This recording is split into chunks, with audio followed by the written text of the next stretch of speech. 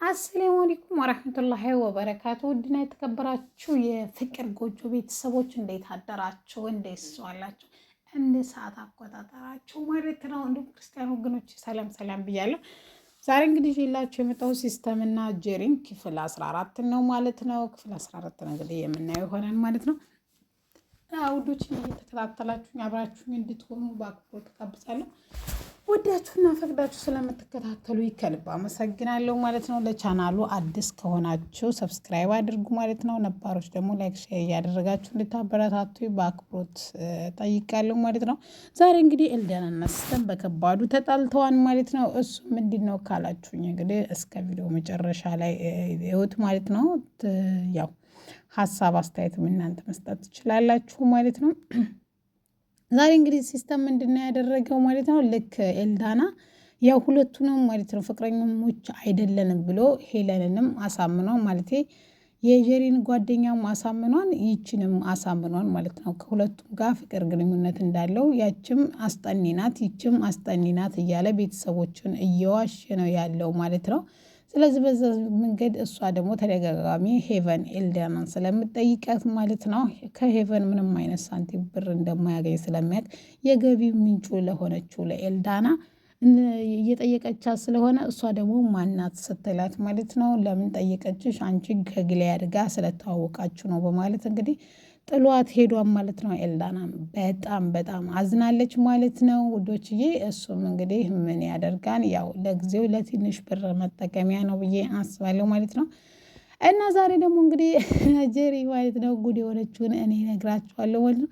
ጄሪ እንግዲህ እናትና አባቷ ፊት እንግዲህ ያው እውነተኛና ታማኝ ልጅ ናት ለመሆን የምትሞክረው ነችም ማለት ነው። እውነቷን ነጯን የምታወራ ስትሆን ማለት ነው። ዛሬ እንግዲህ ድንገት ከቤተሰቦቿ ጋር ማለት ነው እየተጫወተች እያለ ወይም እያወሩ እያለ ድንገት ስልኳ ይጠራል። እሷም ሄቨን ሳትሆን ሁሌ የምትደውላት ሄቨን ነበረች። ነገር ግን ኪሩ ነበረ ማለት ነው። ኪሩ እንደደወለላት እንግዲህ ስልኩን አንሺው ማንም ካልሆነ ሲሏትም እሷም ጓደኛ ሄቨን ስለሆነች አብሬ እዚህ ከእናንተ ጋር ማውራት አልፈልግም የግል ጉዳይ ነው በማለት እንግዲህ ትሄዳለች ማለት ነው። እነሱም የሄቨን ጉዳይ ሁሌም ብዝህ የምታወሪው ነው፣ ነገር ግን አዲስ ነገር ቢኖር ነው በማለት እንግዲህ ጓገጭ ብለውባታል ማለት ነው። እንግዲህ ክፍሏ ገብታ ትደውልለታለች። ኪሩም እንግዲህ በር ላይ እንደሆነና ጊፍት እንደገዛላት ስጦታ እንደሆነ ይነግራታል ማለት ነው። እሷም እንግዲህ እሺ ብላ ማለት ነው አልወጣም ብትልም ነገር ግን ካልወጣ በሩን አንኳኩታ መግባቷ እንደማይቀር ስትነግረው ማለት ነው ያለው አማራጭ ምንድን ነው? ያላት አማራጭ ሄቨን ጋር ደውላ እኔ ቶሎ ከአንቺ ጋር ሄጄ ሊየው ምክንያቱም ከአንቺ ጋር ከሱ ጋር ብታይም ችግር የለውም በማለት እንግዲህ ሀሳብ ትሰጣለች ማለት ነው። እሷም እንግዲህ እሺ ብላ ማለት ነው ተስማምተው እንግዲህ ይወጣሉ ማለት ነው። የዛም ጊዜ ምን ተፈጠረ ለምትሉ ማለት ነው እንግዲህ ለመጣ ስትለው በጣም ናፍቀሽኝ ጄሪዬ አንቺ እኮ የምትናፈቂና የምትወደጅ ልጅ ነሽ በማለት እንግዲህ ኪሩ ያደናንቃታል። እሷም እኔ ምንም ነገር እስክስ ማለት አሁን ነው በማለት ኪሩ ግን አሁን ጄሪ ብቻዋን እንደማላወራ ስለምፈልግ እባክሽ ሄቨንዬ አሁን ትሄጅልን በማለት እንግዲህ ሄቡን እንትን ይላታል ማለት ነው። ሄቡ ቆም ብላ ወይም ሌላ ቦታ ተሆና እንዲጠብቃቸው ያደርጋል ማለት ነው። ሄቡ ግን ሌላ ቦታ እየጠበቀች እያለ ማለት ነው። ይሄ እንትና በጣም ተናዳ ነበር፣ በጣም ተበሳይታ ነበረ። እንዴት እንደዚህ ያደርጋል እንዴት አንተ ነህ ወይ ምናምን በቃ የፍቅር ቃላቶች ቸኮላታ ልበላ ብዬ ቸኮላታውን ስከፍተው የአንቺ ከለር ትዝ አለኝ። ስለዚህ ከዛ ላይ ደግሞ አንቺን በቃ በጣም ብረዳሽ እንደምወድሽና እንደምጣፍጭ ብሎ እንግዲህ የፍቅር ቃላቶች አዝንቦባታል ማለት ነው። ይህም እንግዲህ የሆነው በእንትና ላይ ነው ማለት ነው። ይህን ያየችው እንግዲህ መቆጣጠር ያቃታት ራሷን እንግዲህ እየተበሳጨች ብስጭጭጭት እያለች እንግዲህ ቸኮሌቱን ከፈለግሽ ጣዩ ብሎ በእጇ አስረክቧት እንግዲህ ጥሏት ይሄዳን ማለት ነው። ቸኮላቷን እየበላች ቤተሰቦቿ ይደውሉና የት ነሽ? ስልኩን መጀመሪያ እኛ ፊት አናነሳም አልሽ፣ ቀጣይ ደግሞ ይባስ ብሎ ደግሞ አንቺ ራስሽ ማለት ነው ወጥተሽ ጠፋሽ ሲሏትን ቤተሰቦቿ እንግዲህ ፊት መታማኝ ነው መሆን የምትፈልገው ይሄ እንትና እንዴት እንደዛ ትለኛለህ አባዬ ወይም እማዬ እያለ ሁለቱንም እንግዲህ ትንሽ ታዝጋቸዋለች ማለት ነው። ምንም ቤት ታዝጋቸውም ዛሬ ግን አልተሳካላትም ማለት ነው። እንባ እያላት ወደ ቤቷ ልትሄድ ሄቨን ጋር ተለያይተው ወደ ቤቷ ለመሄድ ተገዳለች ማለት ነው። ሌላኛውና ትልቁ ደግሞ እንግዲህ እነ ባርኮትና ጓደኛው ባለፈው እንግዲህ ያው ባርኮት በነገራችን ላይ ተቀይሯል ማለት ነው። እንደ ሀሳብ ይሄ ይሻላል ከበፊቱ። እኔ ያንኛውን አክተር አይቼውም አላውቅም፣ የመጀመሪያ ነው ባርኮት ሲታውን ያየሁት። ይሄን ግን ያው ማረግ ድራማ ላይ ስላየሁትም ያኔ የተለያዩ ድራማው ላይ አይቼዋለሁ ይሄንን ማለት ነው። እንደ ሀሳብ በመካከል ነው ማለት ነው። ስለዚህ እንግዲህ እነሱ ደግሞ ድጋሜ ማክቤልን ባርኮት እንደሆነ ሳያቅ እንዴት አድርጎ መጉዳት እንደሚችል እንዴት አድርጎ ሳይነቃበት እንትን ማለት እንደሚችል እንግዲህ እያማከረው ነበር ለጓደኛው። ስለዚህ በጄሪ በኩል እንዴት እናጥቃው እያሉ ነው ማለት ነው። ጄሪን በፍቅር አጥምደው የሚፈልጉትን መረጃ መውሰድ ነው የፈለጉት ማለት ነው። የሚፈልጉትን መረጃ ከወሰዱ በኋላ ያው በእህቱ ሊያስፈራሩትና ሊበቀሉት ነው። ጄሪ ግን የምታስጠጋ ሴት እንዳልሆነችና እሳት የሆነች ልጅ እንደሆነች በፍጹም አላወቀም ማለት ነው። ነገር ግን እነሱ አሁን ያሰቡት ይሄን ነው። ግን ጄሪ እናቴ ገና በእሳት ነው የምትገርፋቸው ማለት ነው።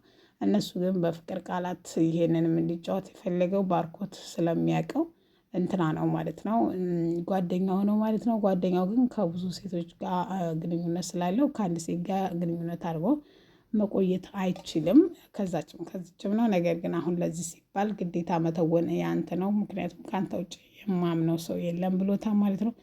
እሱም በሀሳቡ እንግዲህ ተስማምቷል ማለት ነው። እሺ ብሏን ማለት ነው። እንግዲህ እንዴት አድርገው ማሰብ ወይም እንዴት አድርገው መበቀል እንደሚያለባቸው እየተመካከሩ ነው ጋይስ ማለት ነው። ጄሪ በእነሱ እጅ ትወርቃለች ወይስ አትወርቅም የሚለውን እንግዲህ ኔክስት የምናየው ይሆናል ማለት ነው ውዶች። ጄሪ ግን አይመስለኝም። ዛሬ ግን አባቷ እንግዲህ ዘና ማድረጊያ አርጓታን ዘና ብሎባታል ማለት ነው። እሷም ለምን እያለች ነው። ነገር ግን አባቷ ትንሽ ያው የቤቱን ጉዳይ እያስጨነቃቸው ነው። የነ ጄሪ ቤት እንግዲህ በቅርቡ እንትን ብሏል ማለት ነው። በቅርቡ ይሸጣል ማለት ነው።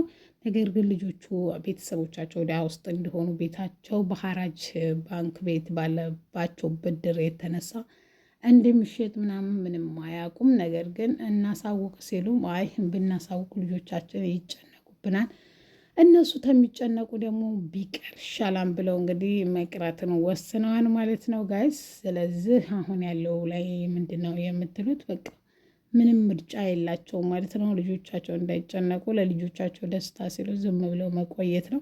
በዛ ላይ ደግሞ እንግዲህ እያስደበደበው ሰውዬ እንትና እንደሆነ በግልጽ ተናግራለች ማለት ነው። ሄቨን ያስደበደበው ባርኮት በኤልዳና ምክንያት እንደሆነ ተናግራለች። ነገር ግን አባቷ እንደዚህ ጄሪ የምትለውን እንደዚህ ውሸታም ስላልሆነች በደንብ ነው የሚያምናት። ስለዚህ ሀሳቡን እያሰበበት ነበር። እንግዲህ እናቷ ደግሞ ጄሪ የሆነ ነገር በተናገረች ቁጥር አንተ መጨነቅ ልክ ነው ወይ? ይሄ ነገር ልክ አይደለም፣ ልክም ሊሆን አይችልም፣ ከዚህ ሀሳብ ውጣ እያለችው ነው ማለት ነው። እሱ ግን ጄሪ የተነገረችው ነገር ትክክል እንደሆነና ይህን ልጅ ሊያጠቁት የሞከሩት እነማን ናቸው? ስለዚህ የማጣራትም ስራው ግዴታም አለብን በማለት እንግዲህ ሀሳብ እየሰጠ ነው ማለት ነው አባትየው ማለት ነው። አባትየው የልጆቹ ደህንነት፣ በእርግጥ ማንም ሰው የልጆቹ ደህንነት አያሳስብም ማለት አይቻልም፣ ሁሉም ሰው ያሳስበዋል ማለት ነው። ስለዚህ ይሄን አጣራለሁ።